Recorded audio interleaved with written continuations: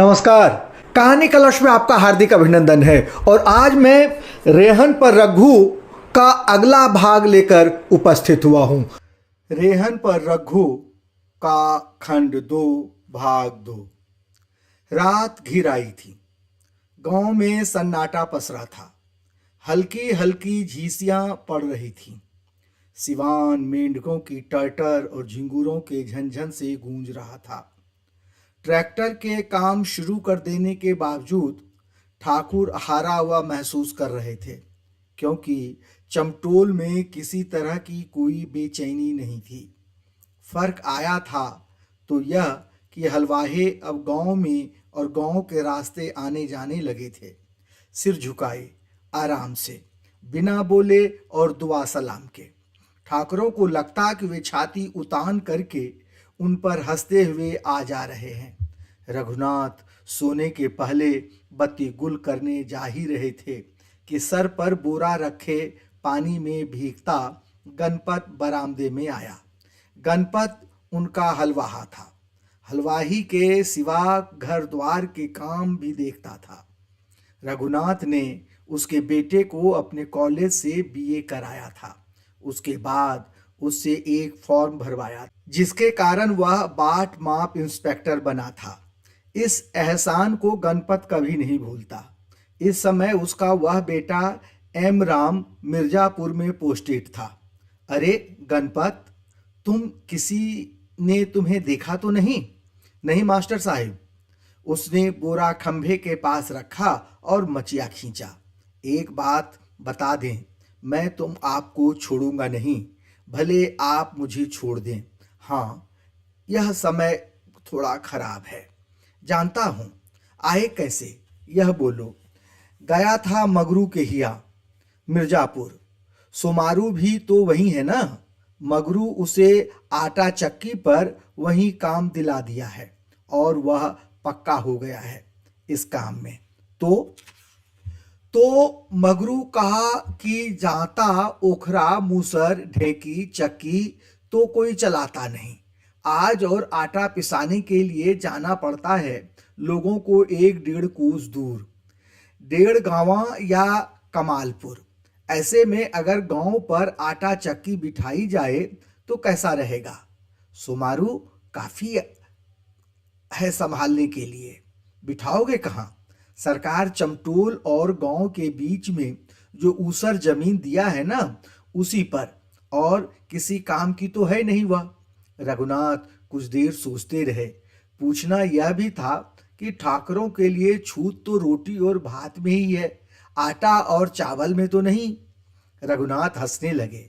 यह सब मत सोचो, शुरू में भले बिदकें, देर सवेर सब जाएंगे और पिसाएंगे। यही नहीं, आसपास के गांव से भी आएंगे लोग।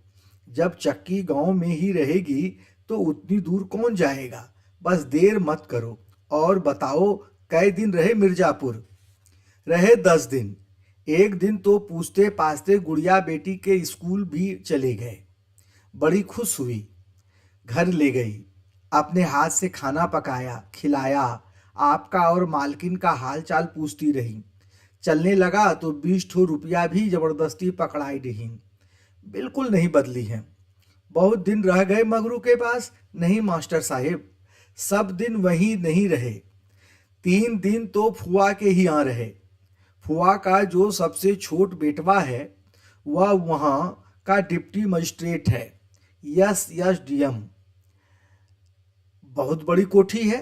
उसके सामने बगीचा भी बहुत बड़ा है। जीप है, पुलिस है, ड्राइवर है, नौकर चाकर है। वो साधारण आदमी थोड़े ही है। इजलास लगाता है, सब कोई नहीं मिल सकता। फुआ से ही कई दिन भेंट नहीं होती। हम तो देखे ही नहीं थे उतना बड़ा आदमी। वहीं रह गए 3 दिन। फुआ रोक ली। रघुनाथ थोड़े गंभीर हो गए। नाम क्या है उनका? हम लोग तो सुद्धू सुद्धू बोलते हैं, लेकिन नाम सुदेश भारती है। राम नहीं लिखते। रघुनाथ को काटो तो खून नहीं। यही वह सुदेश भारती था जिसका जिक्र सरला ने किया था। इसी से उसने शादी करने की बात की थी। अगर वह सचमुच कर ले तो गणपत जो उनका हल जोतता है और उनके आगे खड़ा रहता है या मचिया पर बैठता है, उनका रिश्तेदार होगा। खरपत जो गणपत का बाप है उनका समधी होगा और गले मिलेगा, उनके साथ खटिया पर बैठेगा और दामाद के बाप की हैसियत से ऊंचा होगा उनसे। उनका मन हुआ कि शीला को आवाज़ देकर बुलाएं और कहें कि सुनो गणपत क्या कह रहा है। बाकी सबके अपने अपने दुख हैं मास्टर साहेब। उसका ब्याह छुटपन में ही हो गया था, वह अपनी मेहर को छोड़ दिया है, उसका लफड़ा चल रहा है आजकल किसी मास्टरनी से, वह ऊंची जात की है। कभी कहती है कि ब्याह करेंगे तो तुम्ही से, कभी कहती है नहीं करेंगे, माँ बाप नहीं चाहते, इसी में उसे लटकाए चल रही है। फुआ बड़ा दुखी रहती है। तुम जाओ, देर हो रही है। वो मास्टरनी के साथ यहाँ वहाँ जाता है, होटल भी जाता है, दूसरे शहर में भी घूमता है, खूब अय्यासी करता है, बाकी फुआ से नहीं मिलाता। फुआ बोली थी कि हमको दिखा दो एक बार, हम बतियाएंगे उससे कि काहे नहीं कर रही बिहा, लेकिन मिलाए तब ना। कहा न जाओ, नींद आ रही है और वह बत्ती बुझा दो। अच्छा साहिब। गणपत उठ खड़ा हुआ, लेकिन साहेब एक बार समझा देते उसे कि मेहर को छोड़ के काहे ऐसा कर रहा है। मेहरिया तो कहीं चली जाएगी या किसी न किसी को रख ही लेगी, लेकिन बदनामी किसकी होगी? उसी की ना। तुम जाओगे कि नहीं? दिमाग मत चाटो। आप नहीं जाना चाहें तो कहिए किसी बहाने हम ही उसे ले आएं।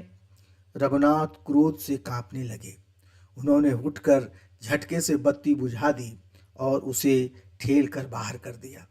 गणपत ने सिर पर बोरा रखते हुए कहा, साहेब जो कहने आया था वह तो भूल ही गया।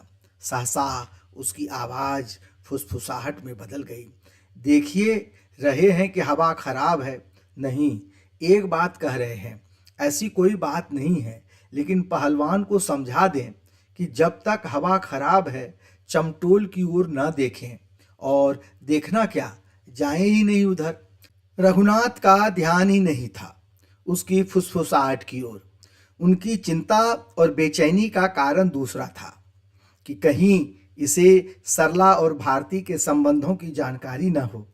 जब रिश्तेदार हैं तो कभी न कभी मगरू जरूर मिलता होगा भारती से। हो सकता है भारती ने चर्चा की हो, और न भी की हो तो मगरू ने दोनों को कभी साथ देखा हो। जब एक ही शहर है तो कैसे संभव है कि उसे पता ही न चला हो अब तक। शीला आखिरकार उनसे रहा न गया और उन्होंने दूसरी हाँक लगाई गुस्से में। समाप्त। कैसा लगा?